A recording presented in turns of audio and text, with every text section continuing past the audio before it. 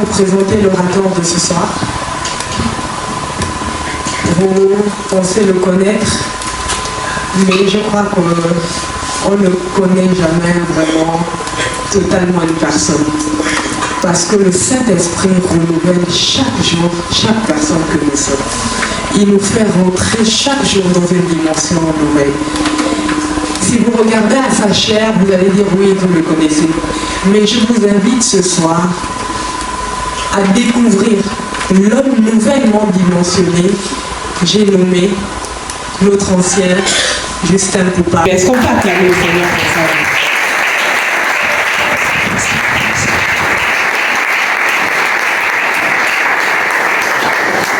Shalom à tous. Un remerciement particulier au pasteur Michael qui dans sa programmation a bien voulu que je puisse me tenir debout devant vous parce que c'est à lui que revient cette charge. Et une présentation particulière, parfois il y a des choses qui sont dites par des officiants, par des chantes, mais lorsque tu es connecté, tu peux recevoir quelque chose. Le Saint-Esprit nous renouvelle. C'est le Saint-Esprit qui nous amène au large, qui nous positionne. Sinon, qui nous redimensionne, qui nous restaure. Qui fait en sorte que on peut nous regarder. Il y a 2 mois, on te regarde avec, sous un autre angle, mais après, le Saint-Esprit t'a déplacé parce que tu es connecté, tu es engagé. Et même si on continue de te regarder avec cette image, mais tu n'es plus la même personne. Marc chapitre 14, le verset 3 à 9. Je lis la parole de Dieu dans la version 8 secondes. Comme Jésus était à Béthanie, dans la maison de Simon le lépreux, une femme entra pendant qu'il se trouvait à table. Elle tenait un vase d'albâtre qui renfermait un parfum de nard pur de grand prix. Et, ayant rempli le vase, elle répandit le parfum sur la tête de Jésus. Quelques-uns exprimèrent entre eux leur indignation. À quoi bon perdre ce parfum? On aurait pu le vendre plus de 300 deniers et les donner aux pauvres. Et ils s'irritaient contre cette femme. Mais Jésus dit, laissez-la. Pourquoi lui faites-vous de la peine? Elle a fait une bonne action à mon égard, car vous avez toujours les pauvres avec vous et vous pouvez leur faire du bien quand vous voulez. Mais vous ne m'avez pas toujours. Elle a fait ce qu'elle a pu. Elle a d'avance embaumé mon corps pour la sépulture. Verset 9. Je vous le dis en vérité, partout où la bonne nouvelle sera prêchée dans le monde entier, on racontera aussi en mémoire de cette femme ce qu'elle a fait. Amen. Amen. Jésus prend la défense de ma vie. Selon ce que nous avons entendu dimanche dernier, ce que j'ai pu retenir du moins, l'auteur pouvait dire que chacun de nous a un chemin et faire le contraire sera difficile d'arriver là où le Seigneur a prévu de faire arriver. Et le prédicateur pouvait s'interdire à parler de plusieurs chemins qui mènent à Rome, mais plutôt d'accepter la situation du moment dans ta vie qui semble être un chemin difficile où tu te trouves comme seul.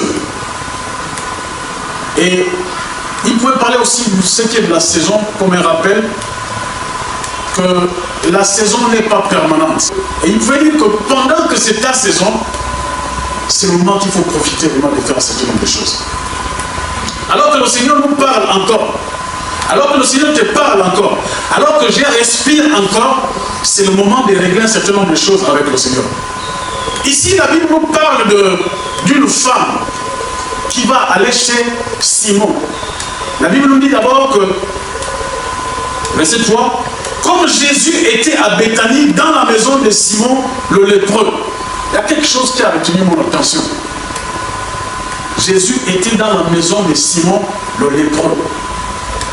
Ce soir, je peux certainement parler facilement de la lèpre, mais c'est une mauvaise maladie. Une maladie contagieuse. Certains parmi vous ne verront plus un lépreux, parce que ça a été éradiqué. Il y a des gens peut-être dans la salle qui ont eu le parents qui étaient lépreux. Il y a des gens qui ont vu qui est un lépreux, où il n'y a plus le doigt, les orteils, tout le corps est unifié, les lèvres, les oreilles, les yeux, et affreux à voir. Et dans les hôpitaux, la léproserie était complètement isolée, séparée des autres bâtiments. Et en temps normal, personne ne pouvait rentrer dans la maison de Simon-Pierre. On ne nous dit pas ici que Jésus était allé dans la maison de Simon qui était lépreux, bien qu'il a guéri de lèpre. On nous dit non plus que Jésus est allé dans la maison de Simon pour le guérir. Mais il est allé dans la maison de Simon, le lépreux, c'est ça qu'on nous précise. Et voilà, il y a une femme dont on ne donne pas le nom. On ne connaît pas les raisons, les mobiles de son déplacement. Mais pour avoir entendu dire que il y a la faveur, il y a la grâce, il y a la saison dans la maison de Simon, elle s'est déplacée et s'est rendue dans cette maison. Je disais tantôt qu'en temps normal, cette femme ne pouvait pas aller là-bas. Elle n'avait pas l'habitude d'aller là-bas. Qu'est-ce qu'elle doit aller faire là-bas? Qu'est-ce qu'elle a gagné? Mais parce que Jésus était dans la maison de cet homme, à travers Jésus, cette femme est rentrée dans la maison de Simon. Elle n'a pas vu Simon, mais elle a vu Jésus-Christ qui était rentré dans cette maison. Et elle est allée dans la maison.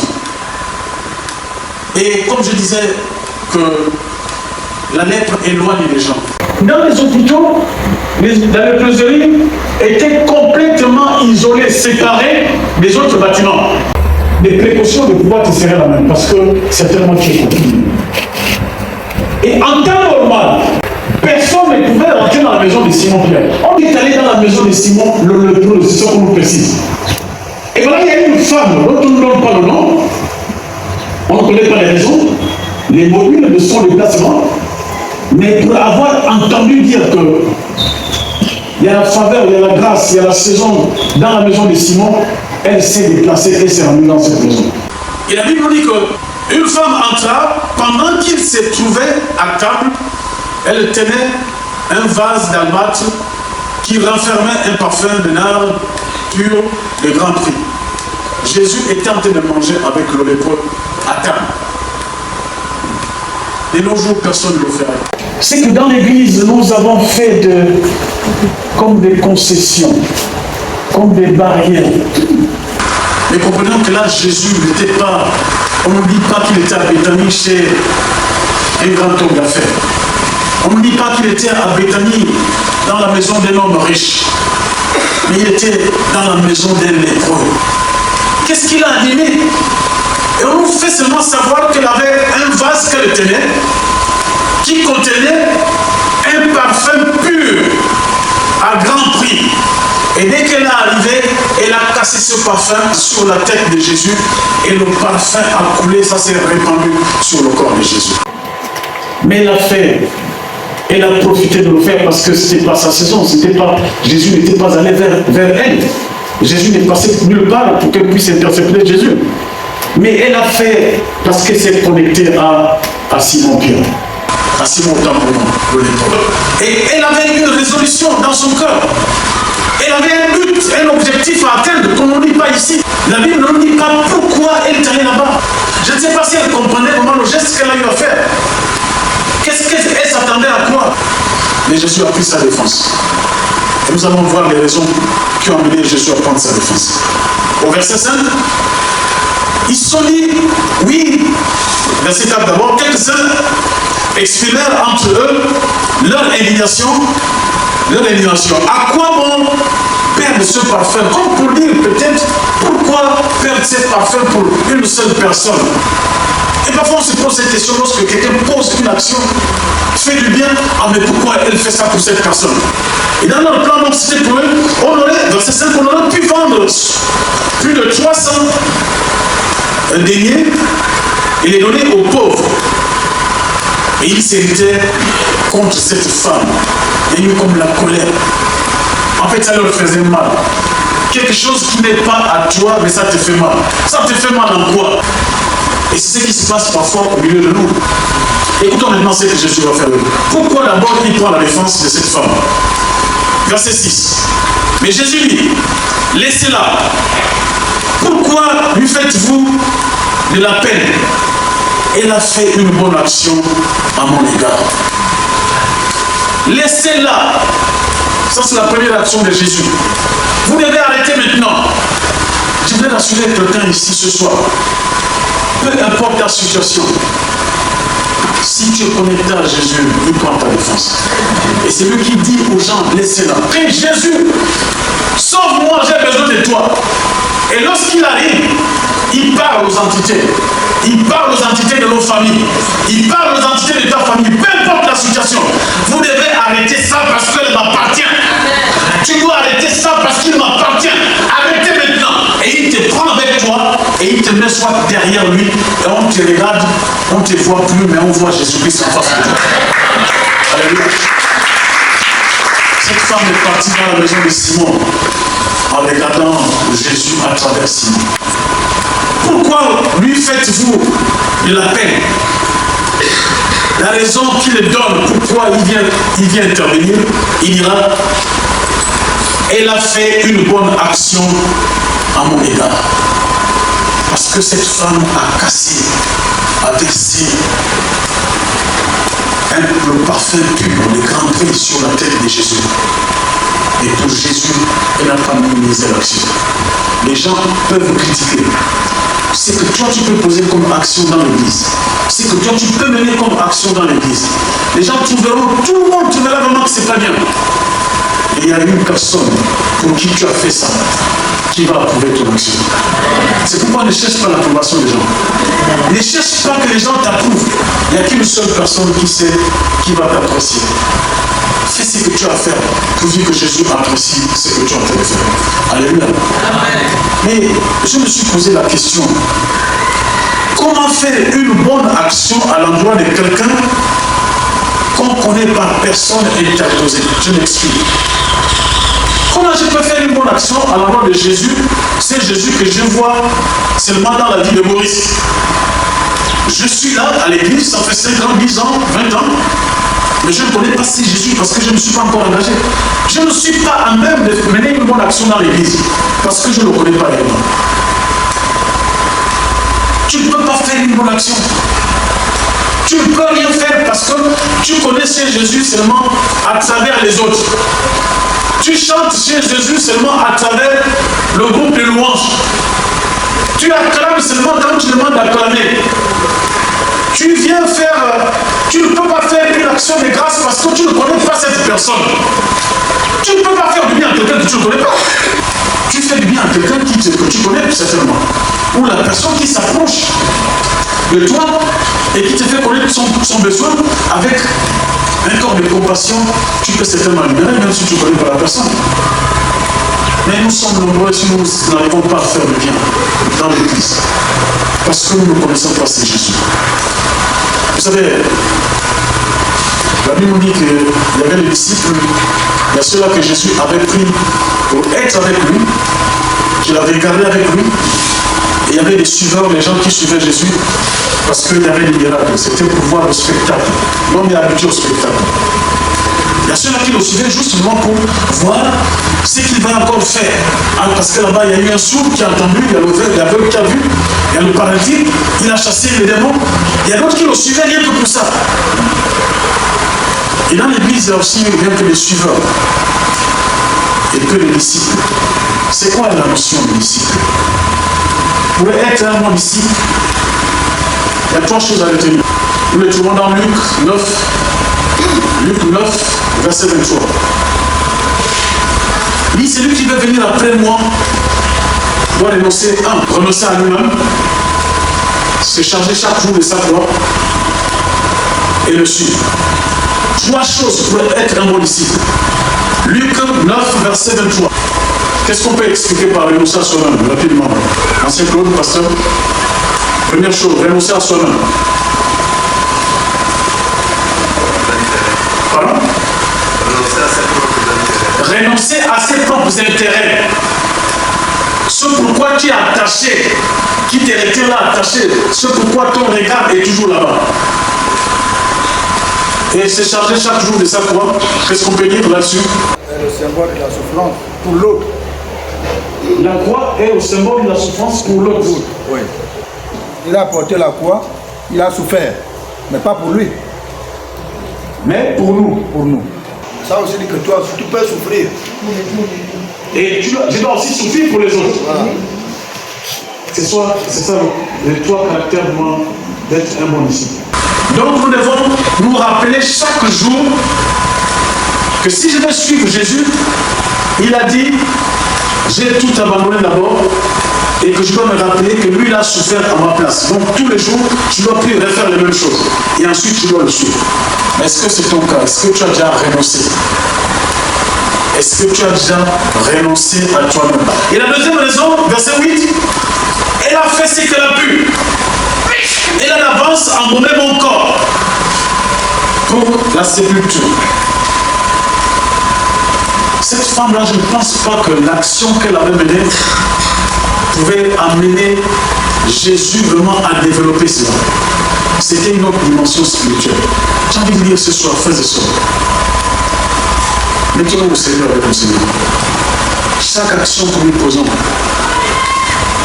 ça a un intérêt, ça impacte sur le plan spirituel. Tu as comme des bonus, il y a des choses qui vont déclencher parce que tu poses cette action. Ce qu'on peut retenir à la fin également pour cette femme, Jésus va jusqu'à déclarer qu'à l'instant même, je vous le dis en vérité, partout où la bonne nouvelle sera prêchée, dans le monde entier, on racontera aussi en mémoire de cette femme ce qu'elle a eu à faire. Et c'est ce que nous sommes en train de raconter. Mais pourtant, il y a plus de 2000 ans que ça s'est passé. Dimanche, le pasteur pouvait dire que si nous sommes continuellement perturbés, pour certains cas d'ailleurs, et nous voyons toujours les mêmes choses, parce que quelque part, il y a encore un contrat qui nous lie. Et l'occasion nous est donnée vraiment que chacun puisse déchirer le contrat. Et toi-même, tu ne peux pas le faire. Tu as besoin d'invoquer le Seigneur. Et que le Seigneur vienne à ton aide pour déchirer ce contrat qui te lie encore. Cette femme était partie chez Simon, le lépreux, parce que la zone était déjà sécurisée. Il y a quelque chose qui se passe aussi dans l'église.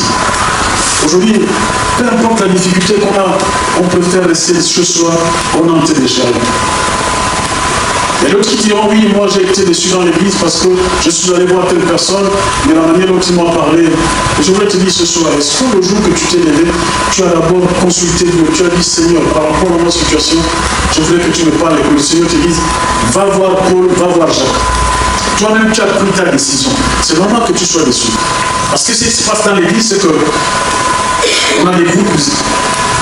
Et lorsque tu n'es pas de ce groupe, tu passes l'entretien avec. Mais ceux qui de ce groupe-là, les aînés, les pères spirituels vont venir. Mais qu'est-ce qui t'a dit? Qu'est-ce que vous avez dit là? Pourquoi tu es allé le voir? Il ne faut plus aller le voir. Monsieur-là te tire vers le bas. Voyez-vous, la Bible déclare que Nicodème va aller nuitamment lorsque Jésus lui dira, si tu n'es de nouveau, tu n'es pas de nouveau, tu ne pourras pas voir la vie de Dieu. Pour lui, c'était que... Et pourtant, il avait la possibilité de poser la question à Jésus, c'est instinante. Mais lui, docteur de la loi, toute la Bible sait vraiment qu'il enseigne la théologie. Il a des impétueux dans la Bible. Mais comment lui, il peut se mettre debout devant le fils d'un charpentier et poser des questions qui n'ont pas d'éducation? Parce que c'était ça à l'époque. On connaît son père, Joseph le charpentier. Et lui, docteur de la loi, il a appris, il est au sommet. Et comment il peut aller être là debout que Jésus puisse lui expliquer ce qu'il a eu à dire? Pour éviter que les gens puissent le voir, il est parti nuitamment. Et c'est une erreur que nous faisons dans l'église. Parce qu'on se dit que je suis au sommet, même si Dieu te montre qu'il y a une personne au coin là, une maman là qui prie, qui est connectée, vraiment, va là, elle va prier pour toi. Non, on refuse. Il est temps pour nous que nous puissions nous réveiller. Combien de fois difficile aujourd'hui de faire le suivi dans l'église? Combien de fois difficile? Les gens n'ont plus soif. Il y a une situation, moi, il est chez lui. Et c'est toi qui cours après la personne. Non, oui, je vais passer. Nous disons qu'il y a des personnes qui sont dans l'église qui peuvent nous aider à sortir de certaines situations. Parce qu'il y a un dépôt en nous. Il y a des gens dans notre assemblée. Mais nous perdons de vue parce qu'on est là, on se regarde seulement en nous. Oui, peut-être par ta position, il y a une personne dans la foule, dans l'assemblée, homme comme femme, que tu ne peux pas, tu te dis bon, même qu'elle n'est pas côté. Mais c'est là parce que Jésus est dans sa vie. Et c'est Jésus qui le révèle, par son esprit qui enseigne. Et lorsque toi tu te lèves, le Seigneur t'a demandé d'aller voir cette personne, le Seigneur a déjà mis quelque chose dans la vie de la personne pour prier avec toi, pour trouver une réponse à ce que tu es en train de connaître comme situation. Maintenant que Jésus prend ma défense. C'est Jésus qui prend notre défense. C'est lui qui peut dire encore, laissez-le. Vous avez tant fait comme ça. Vous l'avez tant bloqué comme ça. Laissez-la, vous l'avez tant fait souffrir comme ça. Elle est en train de venir, c'est maintenant le temps qu'elle puisse profiter. S'il y a que Jésus pour le dire, ce ne sont pas les simples mots. Mais pour le faire, il faut connaître c'est Jésus. Si tu ne connais pas c'est Jésus, tu ne peux pas faire du bien. Tu ne peux pas venir vers Jésus. Parce que ce soit la tension, que ce soit le diabète, peu importe la maladie que tu as, la maladie a des oreilles et Jésus-Christ, ce soir, venir encore à cette maladie. Laissez-le, laissez-la tranquille. Ça suffit comme ça. Ne fais pas le choix par toi-même. Et c'est l'histoire de cette femme. C'est Jésus qui a dit que partout l'évangile sera prêché, on parlera de cette femme. Et c'est de cette femme qu'on a envie de parler ce soir. Mais on aurait souhaité que ce soit dans ton histoire. Parce que Jésus va changer ta vie. Parce que tu vas impacter autour de toi. Oui, parfois il y a des choses dans notre milieu ecclésiastique. On va te dire non, ne fais pas ci, ne va pas discuter avec l'autre personne. Mais non, le Seigneur te demande de le faire. C'est là-bas où tu auras la solution. Cette femme, en partant, elle ne savait pas que Jésus devait faire des grandes déclarations. Que c'est qu'elle versait comme sur la tête de Jésus. Que c'était au bénéfice de l'humanité. Elle a fait une bonne action à l'égard de Jésus. Que le Seigneur nous aide à sortir de cet endroit, de faire en sorte que nous soyons qualifiés par Jésus. Que chaque action que nous menons, que nous posons, que ça soit approuvé par lui seul, pas par les hommes. Que nous cherchions l'approbation de Jésus-Christ. Que le Seigneur nous bénisse.